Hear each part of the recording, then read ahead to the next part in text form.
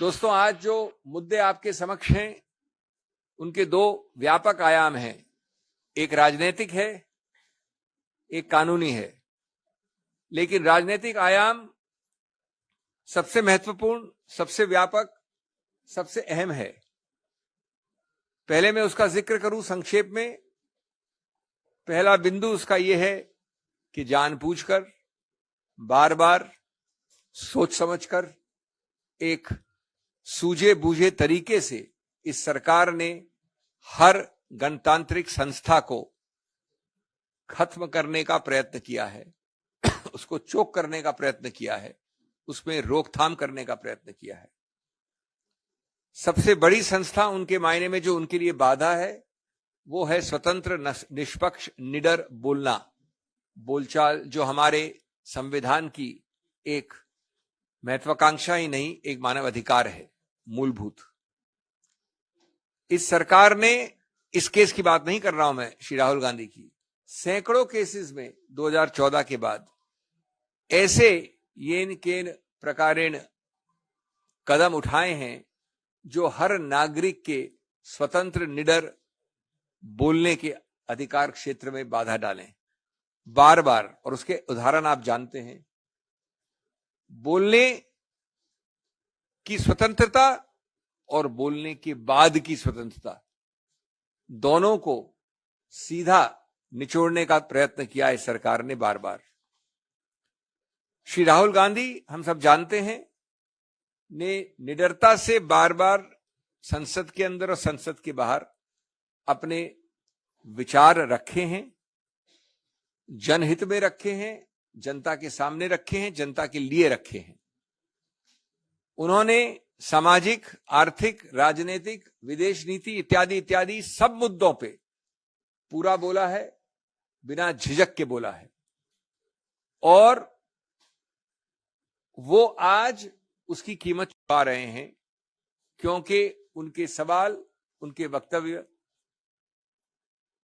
अच्छे नहीं लगते उन लोगों को जिन्होंने वो गलतियां की हैं, जिसके बारे में विवरण करते हैं श्री राहुल गांधी। कभी डिमोनेटाइजेशन ले लें, कभी चीन को क्लीन चिट का मामला ले लें, कभी जीएसटी ले लें। ये सब मुद्दे वो हैं, और इनके अलावा और भी हैं, जो इस सरकार को, जिनसे घिन्न है और जो उठाते हैं उनको दंडित करना उनका अनिवार्य रूल है। राहुल गांधी विदेश जाते हैं तो बोल नहीं सकते। एक झूठे, आडंबरी राष्ट्रवाद के आधार पर उनकी आवाज को रोका जाता है। एक अजीबोगरीब, बनाई हुई, बनावटी राष्ट्रवाद का बहाना लेकर उन पे आरोप लगाए जाते हैं। बाहर गए, उसके आधार पे जब वापस आते हैं तो कहते हैं कि आप यहां नहीं बोल सकते जब तक कि आप माफी नहीं मांगे। यहां आते हैं और उस दिन बोलते हैं संसद में, जब माननीय प्रधानमंत्री बोल रहे थे, तो सरकार पूछती है आपकी हिम्मत कैसे हुई सब बोलने की, सत्य बोलने की, साफ बोलने की, निडरता से बोलने की। हम आपको प्रिविलेजेस कमेटी भेजते हैं। और सबसे अजीबोगरीब जो मैं समझता हूं, किसी गणतांत्रिक, संसदीय गणतांत्रिक, लोकतांत्रिक देश में नहीं देखा गया, जब वो आके बोलते हैं तो सरकार खुद अवरुद्ध करती है संसद को। सरकार खुद करती है इस आधार पे कि पहले आप माफी मांगिए। ये कौन सी संसदीय प्रणाली के अंतर्गत है कि पहले आप माफी मांगिए, नहीं तो हम अवरुद्ध करेंगे, नहीं तो संसद चलेगी नहीं। तो ये इसी प्रक्रिया का एक और उदाहरण है, जहां मुंह खोले, झूठे, बेमानी केसेस दायर करिए, डराइए, धमकाइए, और हम आश्वस्त हैं कानूनी प्रक्रिया में कि हम जीतेंगे, स्टे ऑफ कन्विक्शन हमें मिलेगा। लेकिन जहां तक सरकार का सवाल है, उन्होंने ये सब प्रयत्न किए हैं, बार बार किए हैं। जहां तक कानूनी पक्ष है, मैं बड़े संक्षिप्त रूप में आपको बता दूं, कल बताया था मैंने, थोड़ा उसको और विस्तार से बता दूं, लेकिन संक्षिप्त रूप से, कि जब आप जल्दबाजी करते हैं तो गलतियों के ऊपर गलतियां करते हैं, संवैधानिक और कानूनी गलतियां करते हैं। मैं आपको 2-3 उदाहरण देके अपनी बात खत्म करना चाहता हूं। ये मामला, ये वारदात कोलार, कर्नाटक में हुई, 2019 में हुई। उसकी कंप्लेंट कहां दर्ज की गई? सूरत, गुजरात में, एक दो जगह और भी की गई, बिहार में, रांची में। तो जब ऐसा होता है कि वारदात, फौजदारी वारदात कहीं हुई हो अमुक जगह, और फौजदारी वारदात की कंप्लेंट किसी दूसरे प्रदेश में हो, तो कानून विधायिका ने बहुत पहले एक संशोधन द्वारा एक नया प्रावधान बनाया था, कई वर्ष हो गए, जो बाध्य है, जो स्पष्ट है कि जब ऐसा हो तो आपको एक 202 कहते हैं, उसके अंतर्गत एक निरीक्षण परीक्षण करना पड़ेगा, इंक्वायरी करनी पड़ेगी, या तो मैजिस्ट्रेट खुद करे या पुलिस द्वारा करे, कि क्या उस मैजिस्ट्रेट का अधिकार क्षेत्र बनता है। जब तक वो मैजिस्ट्रेट ये शुरुआत में नहीं करता है इंक्वायरी, तब तक वो कंप्लेंट से आगे नहीं बढ़ सकता।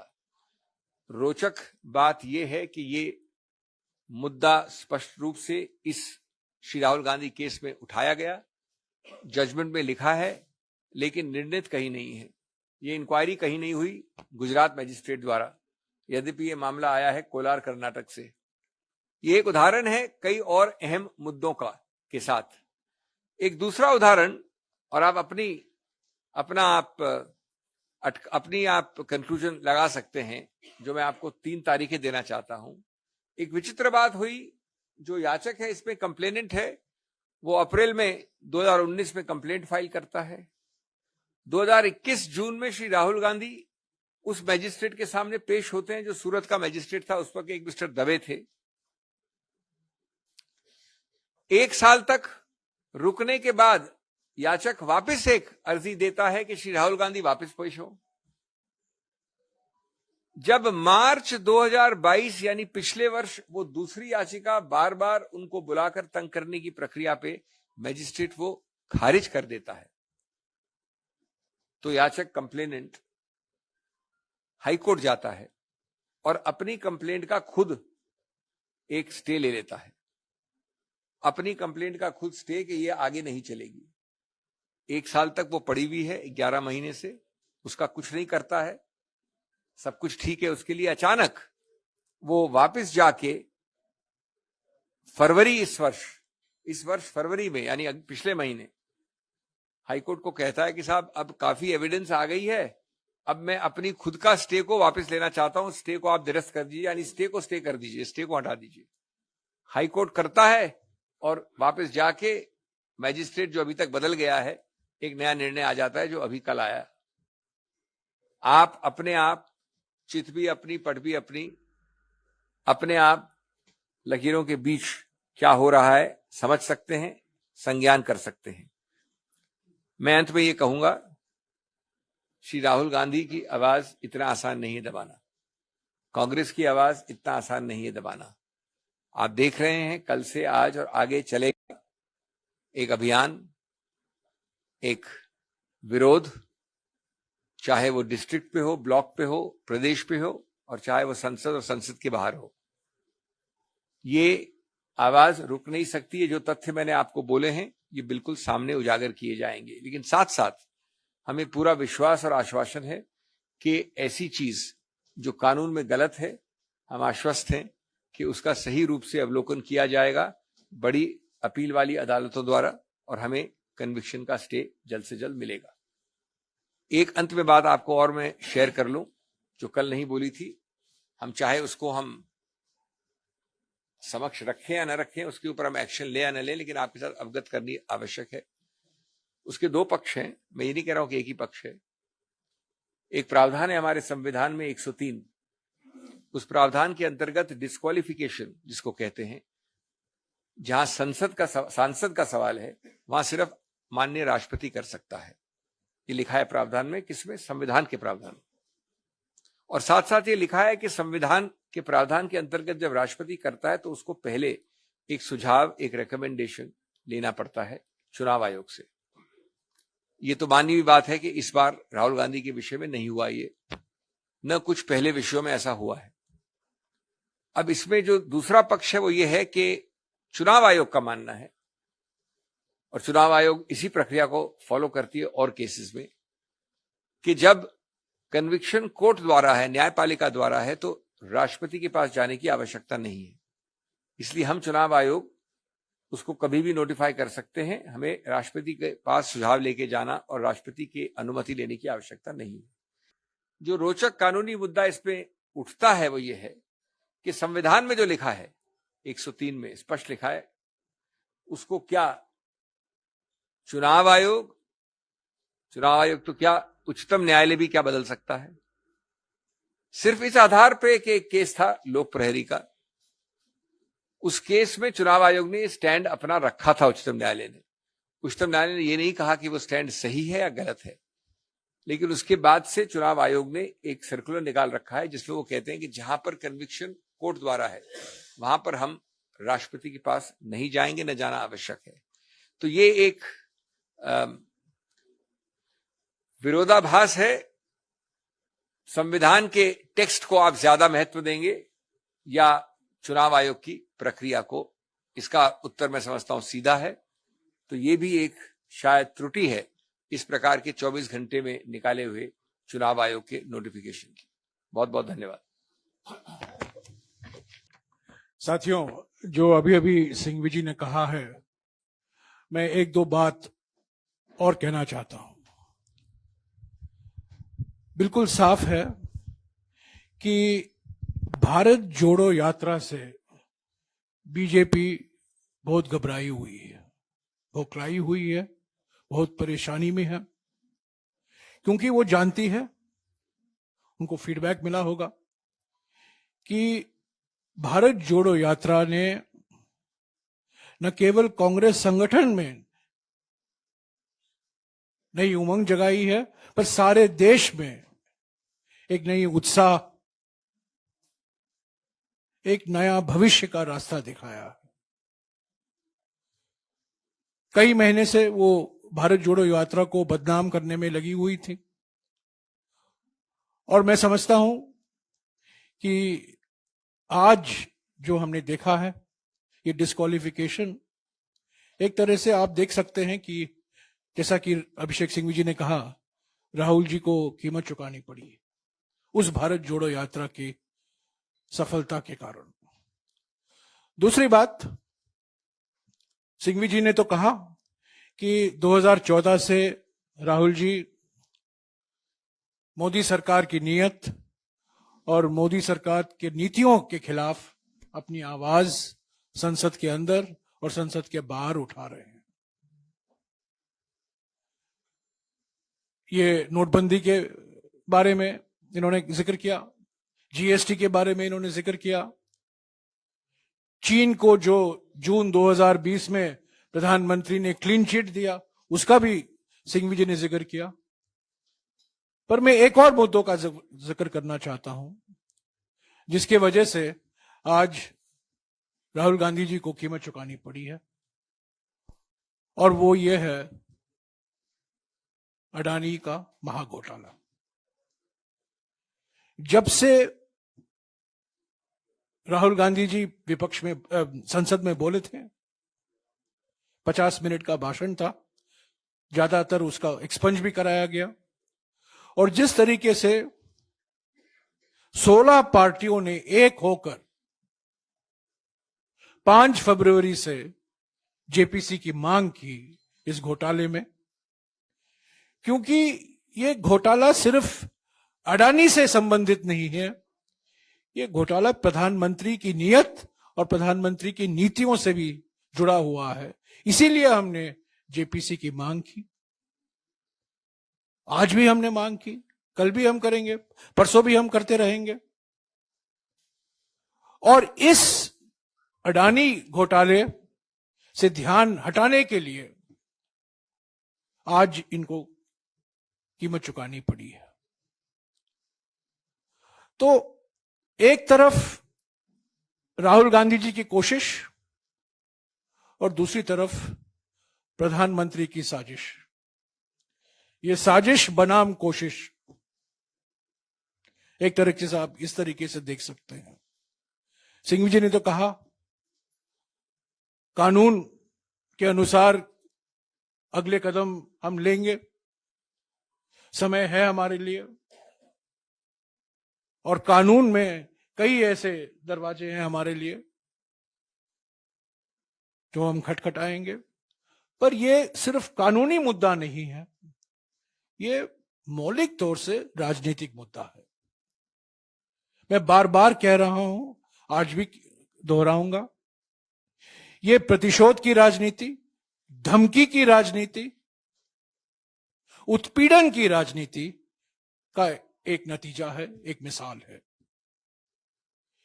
ईडी में करीब 60 घंटे का पूछताछ हुआ, आपको याद होगा, पिछले साल। और भारत जोड़ो यात्रा के दौरान ऐसे एक सवाल उठाए गए यात्रा के बारे में, राहुल जी के बारे में। उनको संसद में तो पहले बोलने दिया गया 50 मिनट के लिए, 52 मिनट के लिए। बाद में जो उन्होंने कहा उसको एक्सपंज कराया गया और उन्होंने स्पीकर से 3 बार निवेदन की, 3 बार, 1 बार नहीं, 3 बार उनको लिखा भी कि मुझे मौका दीजिए। उन्होंने रूल भी स्पीकर साहब को बताया, 357 रूल, पर स्पीकर से कोई जवाब नहीं आया। औपचारिक तौर से कोई जवाब नहीं आया, उनको मौका ही नहीं दिया गया और आज वो डिस्क्वालीफाई हो चुके हैं। तो ये कानूनी मुद्दा तो है, कानूनी तरीके अपनाएंगे। कानून में जो प्रावधान है, सिंघवी साहब ने गिनाया है, उस पर अगले कदम लिया जाएगा। पर ये राजनीतिक जो मुद्दे उठते हैं, आज 5 बजे को कांग्रेस अध्यक्ष ने सभी पीसीसी अध्यक्षों और सीएलपी लीडरों के साथ बैठक बुलाई है, इस पर हम विचार करेंगे। आज तो फाइनेंस बिल पास हो गया है लोकसभा में, तो सोमवार के बाद पार्लियामेंट का चलने की गुंजाइश मुझे तो नहीं दिखती है। पर हम अगले 4 महीने तक पार्लियामेंट तो नहीं चलेगा, अगला सत्र आएगा जुलाई के बीच में। अगले 4 महीने के लिए तो हमें इसको अलग अलग राज्यों में मुद्दा ले जाना पड़ेगा और ये राजनीतिक लड़ाई बरकरार रहेगी। हम इससे पीछे हटेंगे नहीं। राहुल गांधी जी कोई धमकी से डरने वाले नहीं हैं और मैं फिर से दोहराऊंगा जो उन्होंने एक बार इसी मंच से कहा था अब लोगों को, जो खुद डरते हैं वो दूसरों को डराते हैं। क्योंकि नरेंद्र मोदी जी डरे हुए हैं, वो बार बार राहुल गांधी जी को और अन्य विपक्ष के नेताओं को डराते रहते हैं, धमकियां देते रहते हैं। अगर आपके कुछ सवाल हैं जो सिंघवी साहब ने कहा है, एक एक करके आप पूछेगा और सभी सवाल का जवाब सिंघवी साहब देंगे, एक एक करके। हाँ जी सर, इस मामले को लेकर आप लोग कौन से कोर्ट में मूव करेंगे? हाईकोर्ट जाएंगे, सुप्रीम कोर्ट? देखिए, जो भी प्रावधान है कानून के, उनका उपयोग किया जाएगा। आमतौर पे इसके विरुद्ध सेशंस कोर्ट में जाती है अपील। नेक्स्ट।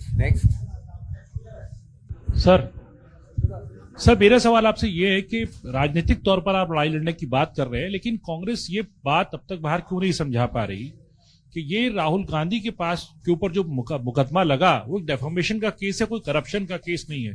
अगर आप राजनीतिक लड़ाई लड़ते हैं तो ये कैसे आप समझाएंगे? आप जनता की अदालत में कैसे लड़ेंगे इस केस को? भैया, अभी 24 घंटे हुए हैं, 2 प्रेस कॉन्फ्रेंस हो गई, इतने अभियान हो गए, इससे ज्यादा समझाने की आवश्यकता क्या है? 1.5 दिन में। और मैं समझता हूं कि आप लोग सब इससे कहीं ज्यादा इंटेलिजेंट है कि जानते हैं कि ये भ्रष्टाचार का केस नहीं, मानहानि का केस है। तो आपको थोड़ा समय देना पड़ेगा। मैं नहीं समझता कि कोई पार्टी 1.5-2 दिन में इतने सारी चीजें आपको कानूनी भी बता सके, राजनीतिक भी बता सके। इतनी बैठक भी हो गई है, इतने सारी चीजें आज सुबह भी हो गई है। तो ये तो सब आपके समक्ष, आपके सहयोग से पूरा प्रचार देश में है। Arvind, At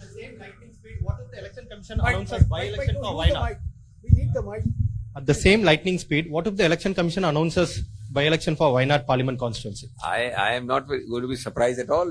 Are you going to be surprised? No. Then what if? Because he can't contest election in that case. They have had stays of elections earlier. There has been a stay. Currently there is a stay in Lakshadweep of a by-election. So there is no vacuum in law in India. We'll have to take legal recourse.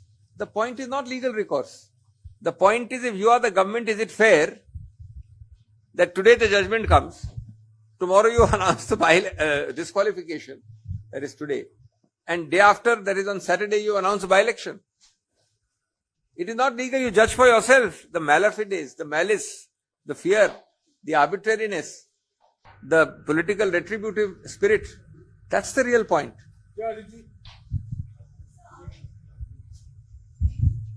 BJP President JP Nadda has in the morning attacked the Congress and Mr. Gandhi's comments, saying these are anti-other backward classes. So this is the larger narrative the BJP is taking. How do you counter that politically? I don't think this kind of a comment needs to be dignified with a response. I think in the context of a judgment where the entire machinery of BJP was there, they have not even taken this point even there. This great afterthought by the president of the BJP is truly an innovative afterthought which has not been taken by anybody, neither complainant, nor anybody, nor the magistrate's order, nor anything else.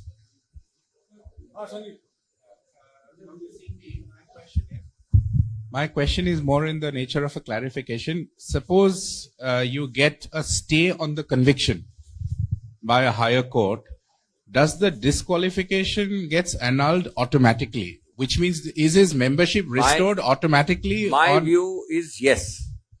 But equally my expectation is no.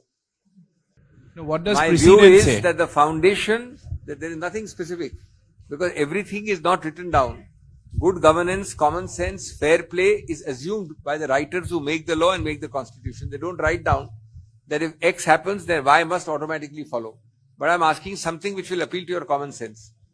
It is nobody's case that Rahul Gandhi's disqualification is based on anything, I repeat, anything other than a 2-year conviction in a case. That means the imarat is put on that conviction.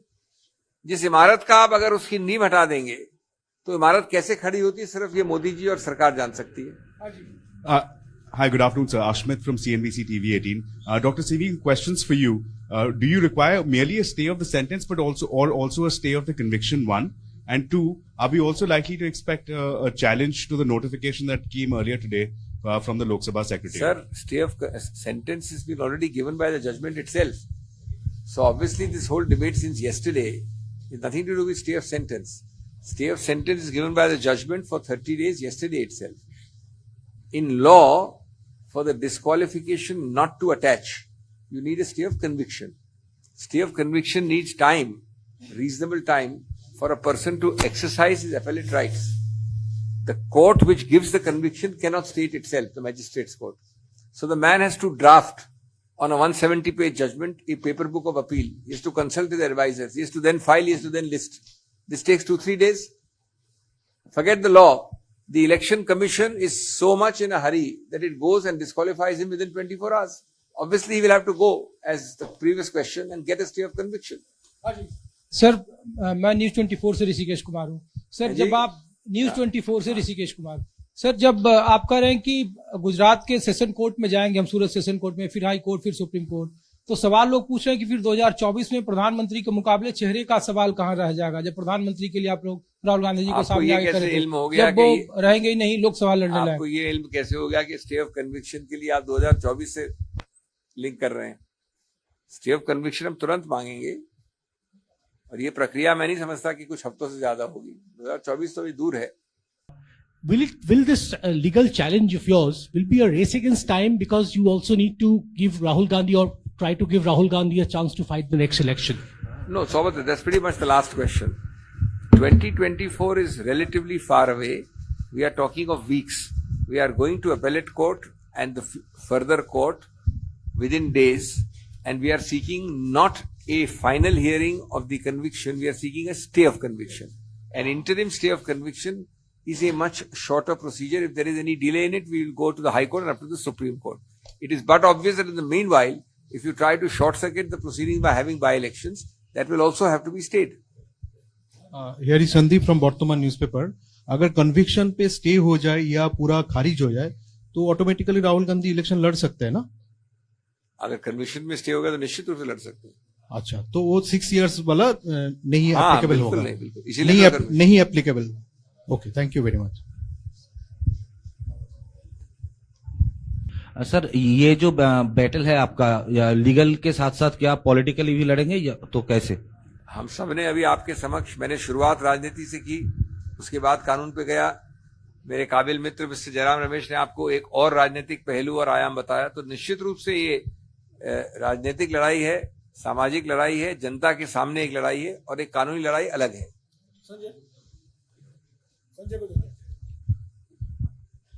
Jairam जी, आपने कहा प्रधानमंत्री ने साजिश की है, अभी आपने मंच से कहा कि साजिश को थोड़ा एक्सप्लेन करेंगे, थ्रेड कि कैसे साजिश कैसे कैसे हुई है? नहीं, देखिए, साजिश के कई मील पत्थर हैं, साजिश के कई मील पत्थर है। आज भी एक मील पत्थर पार किया है और भी मील पत्थर आगे मिलेंगे। तो मैंने आपको गिनाया है भारत जोड़ो यात्रा के दौरान कैसे बदनाम करने की कोशिश की गई। जो राहुल जी ने अडानी मामले के बारे में कहा लोकसभा में, उसको एक्सपंज कराया गया। बाद में जेपीसी की मांग को देखते हुए जिस तरीके से, ऐसा कभी नहीं हुआ है मेरे 18 साल के अनुभव में, ऐसा कभी नहीं हुआ है जहां सरकार की ओर से हाउस एडजर्न हो रहा है, सत्ता दल के एमपी चिल्ला रहे हैं, नारेबाजी कर रहे हैं और उनके नेता उनको भड़का रहे हैं, चिल्लाओ और चिल्लाओ। मैं राज्यसभा के बारे में तो कह सकता हूं कि जब कभी हमारे नेता विपक्ष कांग्रेस अध्यक्ष मल्लिकार्जुन खड़गे जी खड़े होते हैं तो लीडर ऑफ द हाउस अपने एमपी को भड़काते हैं, खड़े हो जाओ, इनको बोलने मत दो। और जैसा कि मैंने आपको कहा, 3 बार राहुल जी ने स्पीकर से गुजारिश की है, मुझे मौका दीजिए। 4 मंत्रियों ने मुझ पर, मेरे बयानों पर लंदन में और कैम्ब्रिज में उस पर गलत जानकारी दी है हाउस को, और मेरा अधिकार बनता है रूल्स के मुताबिक, पर स्पीकर साहब से कोई जवाब नहीं आया। तो ये पिछले 1.5 महीने से जो आप देख रहे हैं पार्लियामेंट में, जब से जेपीसी की मांग उठी है, जब से राहुल जी ने अपना भाषण किया लोकसभा में, तब से एक रणनीति बनाई गई सत्ता दल की ओर से कि किसी भी तरह की से पार्लियामेंट को नहीं चलाने दे। और अभिषेक सिंघवी ने आपको तो इस केस का इतिहास तो बताया है। इस केस का एक अजीबोगरीब इतिहास है और उसमें मैं कुछ नहीं कहूंगा, क्योंकि कानूनी मामले में सिर्फ सिंघवी साहब कहेंगे। पर मुझे तो दिखता है कि इस इतिहास को देखते हुए कि ये न केवल एक कानूनी प्रक्रिया, पर ये राजनीतिक प्रक्रिया भी है, इसमें शामिल है। ये कानून के अंदर राजनीति, ये हमारे कानून के विशेषज्ञ बोल रहे हैं। हाँ जी मैडम। हाँ मीनाक्षी।